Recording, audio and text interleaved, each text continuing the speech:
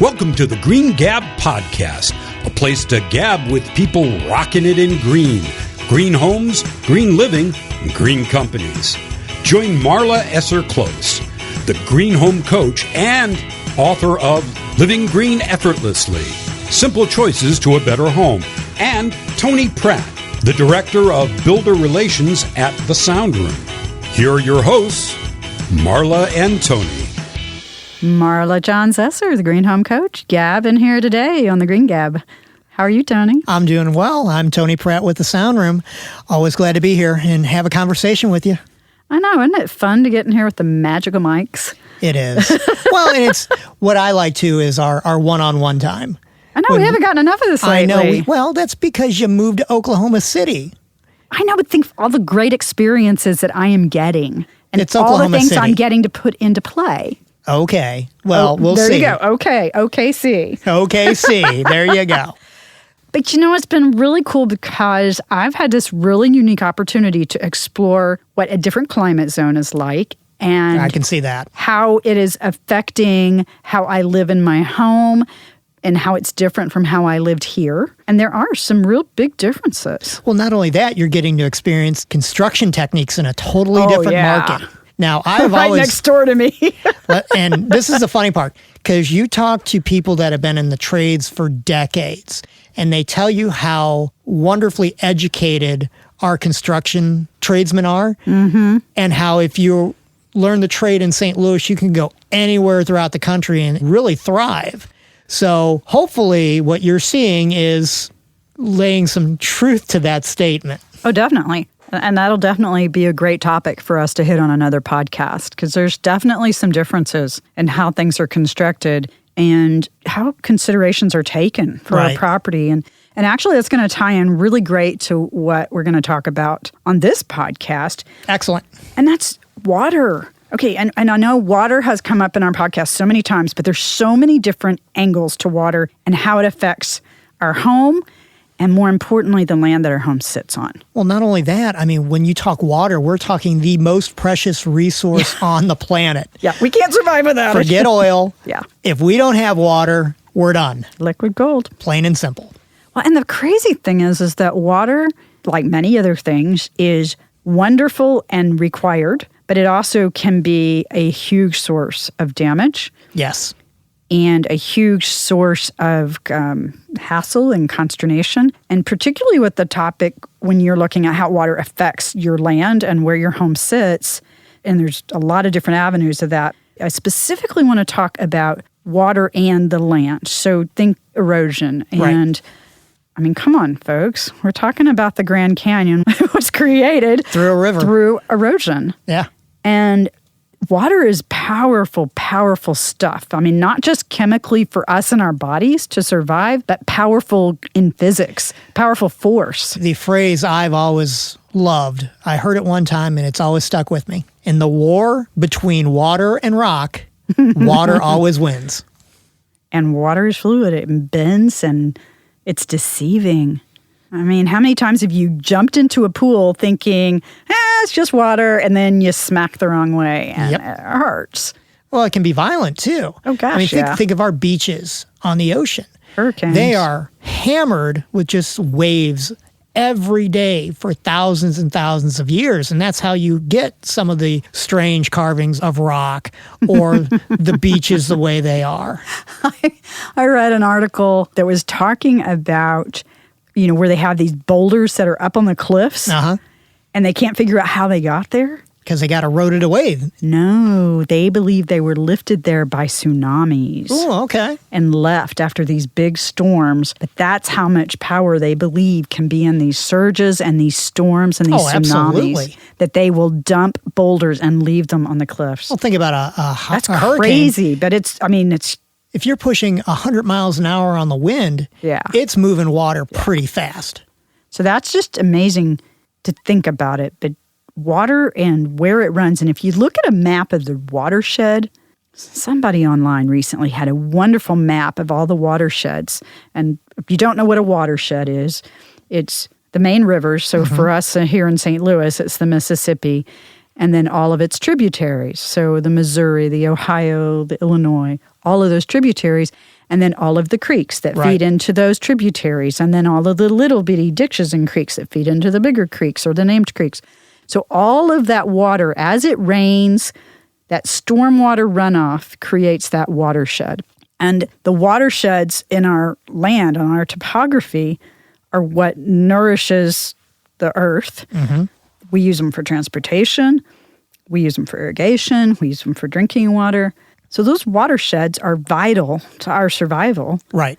And stormwater is vital to replenishing them. And that puts us And I in kind a... of simplified that, but at least for our purposes, that'll work. You mentioned that. We're in a great situation here in St. Louis when it comes to water. We have the confluence of the major river system Right. in the United States with the Missouri, Mississippi. More fresh water flows through that point than anywhere else in North America except one spot. And where would that be? The boot heel of Missouri, where the Ohio comes in. That is the only other spot that has more flowing water. And both of those are on the Mississippi. Both are on the Mississippi. Both border our state. Yeah, which I guess is why the Mississippi's the legend. Yeah, exactly. And gosh, how many floods have we had in the last few years? And seeing the impact of that stormwater runoff. And the more we develop, the less places there is for the water to go. Right. So now we've got a stormwater issue or a management issue because we need to direct the water to go where it's not harming our properties.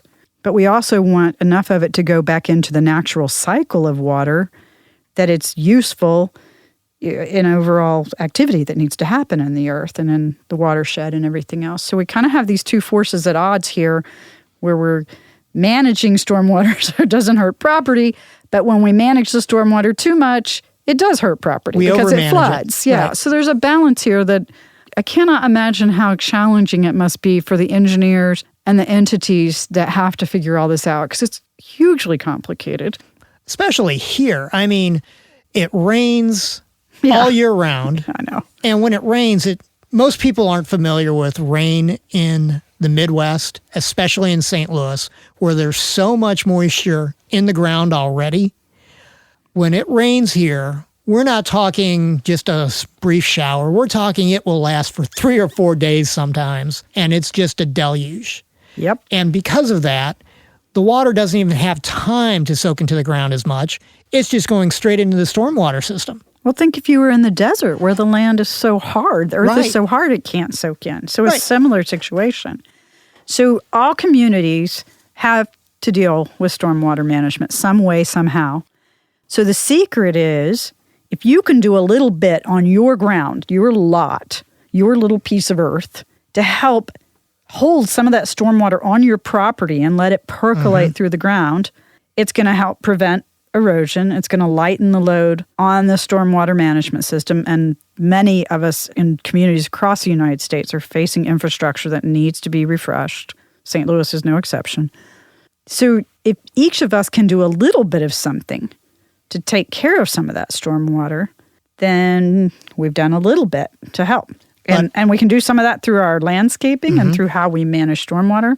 But a lot of little steps, once again, creates a bigger solution. Absolutely. Absolutely. So let's take a quick break. And when we come back, let's talk about what some of those steps that we can take in our own backyards, in our own front yards. Sounds like a plan. Okay, we'll be back.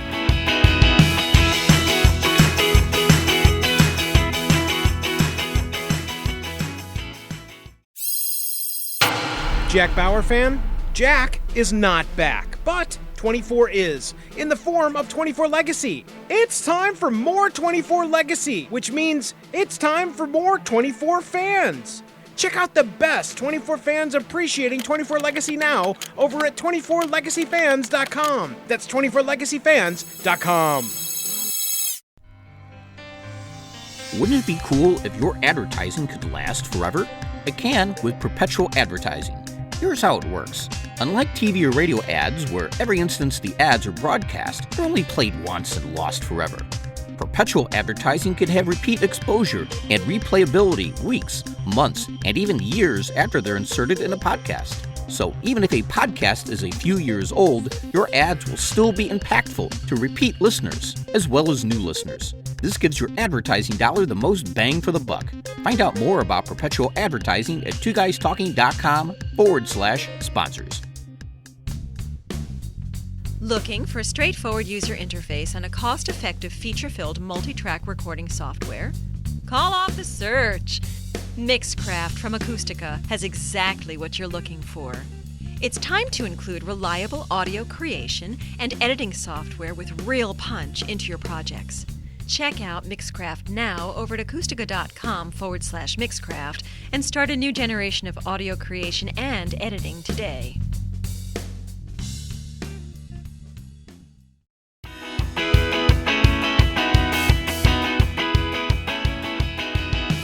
Marla and Tony here, gabbing on the Green Gab podcast today about water and how it affects the land your home sits on. Oh boy, we've seen a lot of that lately. Oh yeah, we have. Too much water, too much rain. I know in the building community, for the longest time, you hear builders talk about all they're doing is building swimming pools, it seems. Foundations fill up and on purpose. They got to pump them right back out. In Oklahoma City, it's mainly slab on grade, so we don't have that issue. But we do have very red, clayey dirt, so when it rains, it's messy. Well, and that's what's funny about St. Louis, because one, we are unique because we do have basements. But we're not the only city that has basements. But compared to a lot of the country, we do and they don't. It's kind of an Eastern thing, I think. It is, but we show, once again, our northern roots here. Okay, I'll go with that. But the best part is we have so many different types of soil throughout the metro area. It gets ridiculous. We do. That's very true. You talk about the clay? Yeah, we've got that. Oh, but not like Oklahoma. Talk about rock? We got that. Oh my gosh, it's ridiculous sometimes. Wow, and when it comes down to water, that can impact what you're able to do in your yard, absolutely. For instance, because, and this was something I really learned kind of the hard way with a house I used to live in, where the developer had a land plan with swales and drainage planes that would drain the land. So if you were doing something in your yard that impacted that, it would back up into your neighbor's yard. Oh, yeah. Yeah, those are always fun. Right. So, and I don't know at the time that we as homeowners really knew that. We learned it very quickly. Matter of fact, in the homeowner's manual I got with our new home that we just got into, they actually put in our homeowner's manual, don't mess with the drainage swales. Oh, that's smart. Right. Now, our yard's pretty flat because we're in Oklahoma, in the western side of Oklahoma City, so it's pretty flat land. But that kind of communication with homeowners, so they understand that if you're part of a community, you do need to understand that the infrastructure is built a certain way as part of the community, and it's dependent. So if you do something to mess up your yard, it very well may impact your neighbors as well.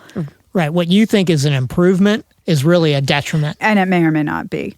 If you're keeping more water on your own land and it's not going to impact your neighbors or back it up, that's a different story. But you want to make sure that if you are doing something that changes the levels of the yard or the direction things flow, you want to make sure that you're letting your homeowner association know and that you're following the rules. I mean, that sounds kind of basic. Yet I don't know how many of us think about the impacts that has. Well, when we buy a home, we think of that home as us. And not so much in a community or subdivision. Yeah. You have to realize part of a bigger that thing. your decisions can impact everybody around you. Absolutely. Absolutely. So let's talk about a couple of things that we as homeowners can do. Okay. And I'm actually getting a chance to implement some of these. In many communities, you can do something as simple as installing rain barrels. But here again, check with your local regulations. In some parts of the country, it's not legal. They're illegal in Colorado. I think they changed. I'm not sure exactly what happened, but I know that's been up for debate. From my understanding, especially out west, it's illegal to harvest rainwater. Correct. Because they need it to go back into the watershed. So the water can eventually make its way back into the Colorado River, which will drain down, and eventually part of it will go to feed Las Vegas. Right. That is my understanding of water and water rights out there. Right. Whereas here, put them all up all day. Yeah. We don't care. Please help us out. with harvesting it and keeping it from just flooding the stormwater system. So interesting, because as we were looking for homes in Oklahoma City, a lot of the homes don't have gutters all the way around the house. That is crazy. And and with my building science background, I was kind of like, whoa, what's going on here? Well, it doesn't rain as frequently there. Right. So they do it around the front end. On new homes, they'll do it around the front entryways and then over the outside air conditioning unit. And then you can pay extra. And I'm like, absolutely. Why wouldn't I pay that small fee to protect my land, my yard? I don't want water puddling up against my foundation because that's not healthy. And I'm like, that's small cost. Okay, granted, I'm getting off topic of land, but I need the rain in my gutters to also come into my rain barrels. So I'm like, okay, I get a twofer. I get to help the land and I get to protect my house. There you go. Wow. I like those kind of solutions. That's a value proposition. Absolutely. And that's what it's all about, right? Yes. Making that a value proposition. So it's a long-term benefit for us, our home, and any future owners that might come into that house as well. So I'm like, that's a trifecta. I'm good with that one. Well, not only that, we're trying to do things that are best for the environment, yet we're also protecting the asset of the house. Absolutely. Because it's got to be good for the people, the community, and the world, at least in my view. That's a pretty good view to take. Okay. I'm good with that. Thank you. You're welcome. So rain gardens would be another thought. Rain gardens are a great way to do it. Actually, in St. Louis County especially, if you're building a custom home, you're building one that's just on its own little lot, they're almost mandating them now per community. Well, and you and I, when we were out taking pictures a few months ago, we found a big community rain garden. Yes. That was actually done by the Metropolitan MSD Sewer did it, District yes. that did it? Mm-hmm. And that was really cool. It was, like a quarter of a block or an eighth of a block? Oh, it was huge. It was. I'd never seen one that big. Once again, they're understanding that, especially in more the urban core, when there is less green space. Oh, good point. And there's more asphalt, more concrete. These are not, surfaces that are going to absorb water. Yeah. So if they put in a rain garden, it helps to mitigate the problem. Okay, so there's something there hasn't been as much discussion lately around is permeable concrete. Oh, yeah. Has it kind of gone by the wayside? Well, I know actually our new building, part of the parking lot is all permeable pavers. It is? Okay. Yeah, it's the back parking lot.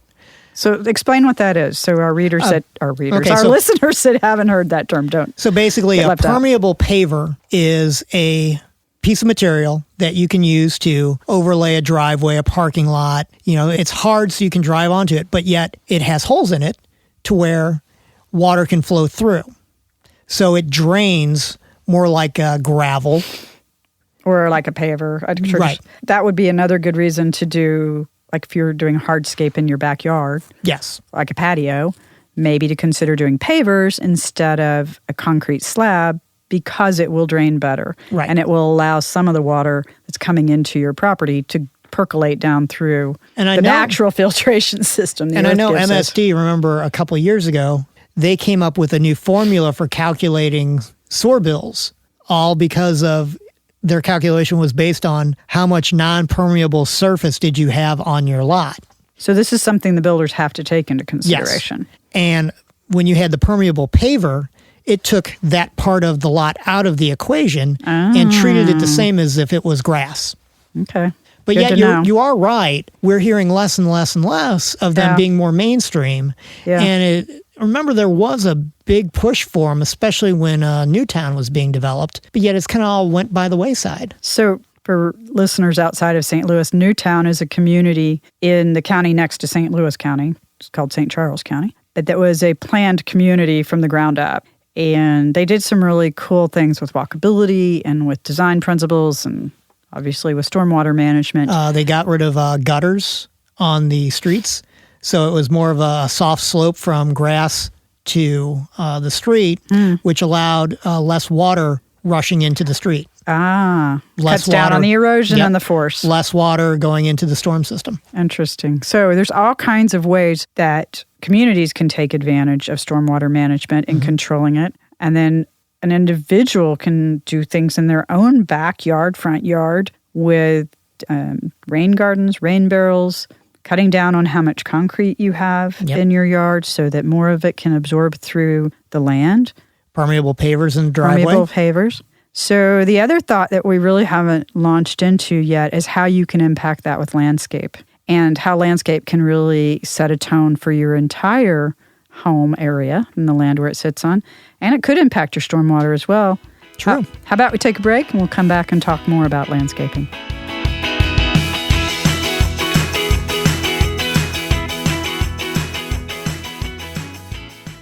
Don't miss the next episode of the Agents of S.H.I.E.L.D. podcast.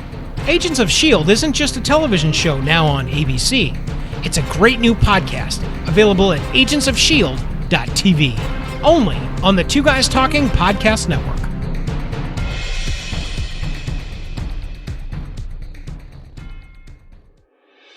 Everyone knows what identity theft is, right? Well, maybe not. Learn more by listening at scammercast.com.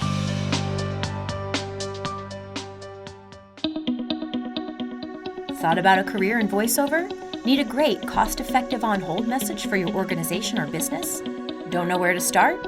Check out The Voice Farm, your one-stop shop for voiceover needs. Check it out now by accessing The Voice Farm at voicefarmers.com and see what difference can be made with a company that is truly outside the box. From the Voice Box, voicefarmers.com. That's voicefarmers.com.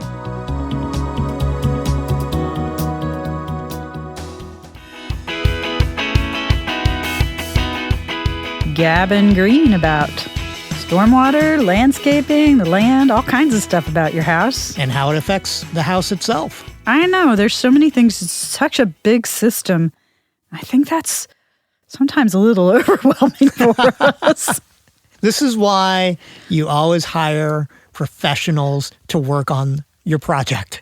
Yes and no, and I'm going to beg to differ a little bit with you because I have had the experience of doing some more DIY. And with proper tutelage, I'm finding that very rewarding. Well, it's a little different situation. Your project was up and running first. Your home was up and running. And then you made the adjustments to it based on what you wanted out of it. You wanted to make those corrections for yourself. Oh, and you just hit on something so key.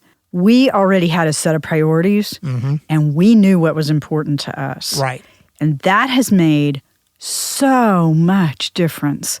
Matter of fact, I recently blogged about that. That is just, it's given us the principles to hold on to that are guiding all of our decisions about our home and how we live in it and what choices we make. And interestingly enough, a big part of that was how we're doing our landscape. The front yard came landscaped with the home since it was a spec home. So we didn't have a lot of choice there, and we have to comply with homeowner association regulations and all that jazz. We are going to eventually, once we get an idea how this lawn works in the back, we may overseed the front, but we'll see how that goes. But we did have this beautiful, beautiful opportunity to design our own backyard. Oh, Well, cool. actually, we decided instead of designing it ourselves, we'd hire a pro. Right. So we found this company in Edmond, Oklahoma, who does urban prairie landscapes. Althea is the name of the company. Gotta get a shout out to Jamie. She just did an awesome, awesome job working with us. And what was so super cool about it is she specializes in what she calls urban prairie landscapes and renewals. So they'll bring back the native prairies. Working inside the green home world, you know how big I am on doing things as much as I can in keeping with our talk. So I was like, great, we have this opportunity to do it. And I have to tell you, the builder thought I was crazy when I didn't want them to install the sod. Well, sure, because everybody wants the sod, right? Yeah, okay. And I'm like, okay, good. And we had a little bit of sod right around the back of the house, which is good because Dakota, our Talti, can at least go run in part of the backyard without getting horribly muddy. And he's never had a fenced backyard, so he's really enjoying that. But here we are actually on an old pasture land that's been converted to a subdivision, and everything in our neighborhood is fenced off. So we had this kind of pie-shaped lot. So we're kind of on this wedgy backyard with nothing. Some weeds, some dirt, and a little bit of sod that they put around the patio. And so you had a blank canvas to we play had with. a blank canvas. I'd never had that opportunity before quite like this. And in that house 20 years ago, we had a clean slate, but we also had more parameters in different ways, I guess. But this one, I knew from the get-go that I wanted native plants as much as possible. And more importantly, we wanted a landscape that would work with our lifestyle. And that meant less hassle, less maintenance. And to me, that meant not as much mowing, not having to go out and water. We didn't want to put an irrigation system in.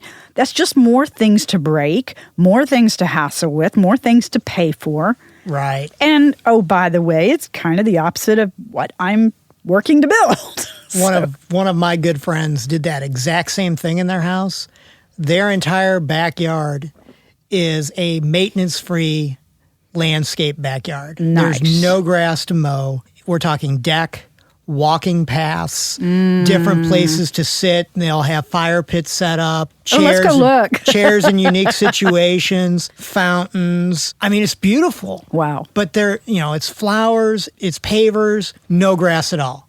I mean, there is no mowing whatsoever. She told me it took them a year just to get it all finished. I bet. But now it looks phenomenal. It's the most incredible backyard I have seen. And the simple fact is they spend all their time there. Yep. They're outside with friends, family. They just recently got married, so they had their reception in the backyard. Aw, how fun. Yeah, it was incredible. They had a little band up on on the deck. Oh, nice. And then everybody was just kind of spread out throughout the backyard.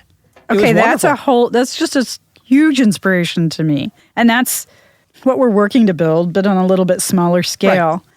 And what was so cool is when Jamie came out, well, before she came out, she sent us 3 pages of questionnaires asking us how we wanted our yard to feel, what we expected from it, what kind of things we wanted to do in our yard, what kind of sounds we liked.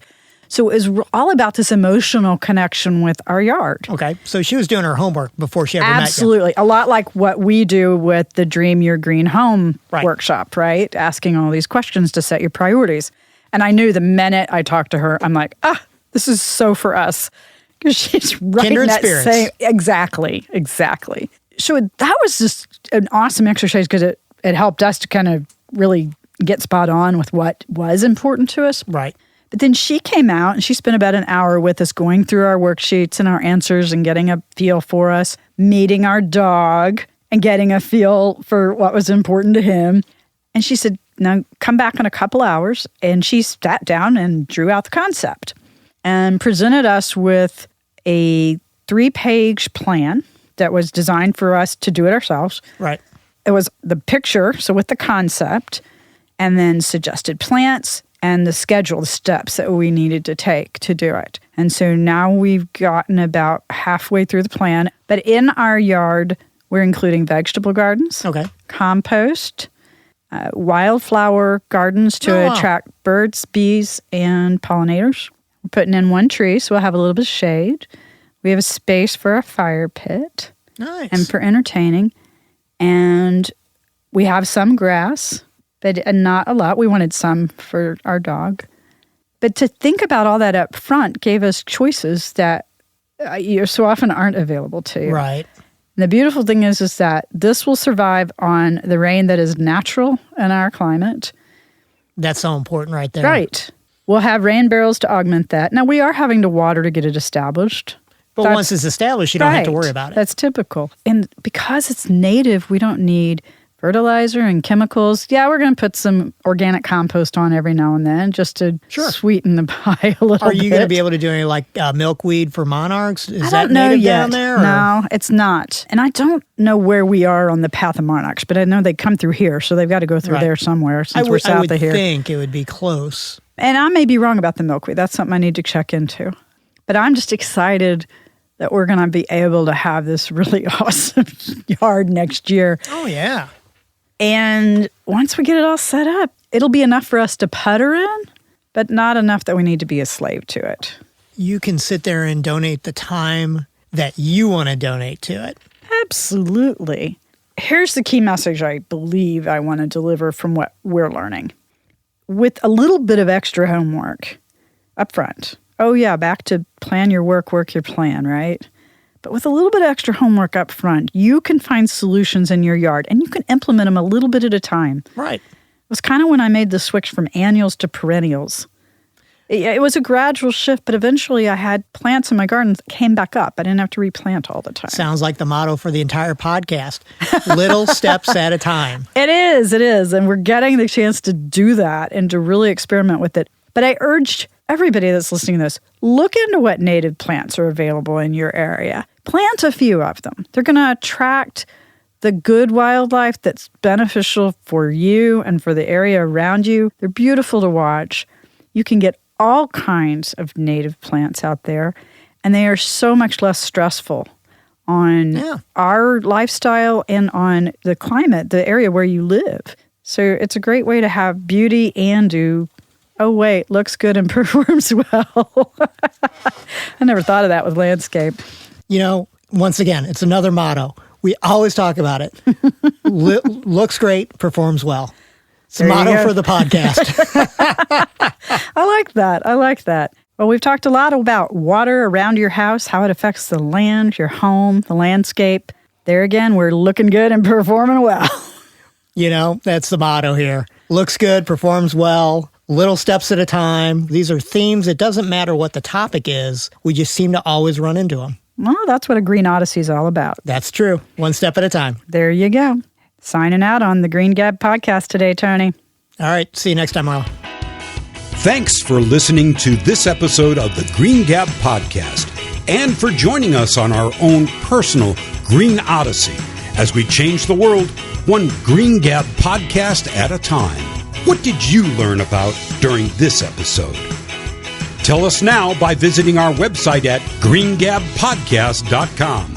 And remember to connect with us via iTunes, Facebook, and Twitter. The links to do all of this are at our website, greengabpodcast.com. Thanks for listening, but more importantly, thanks for rocking it in green.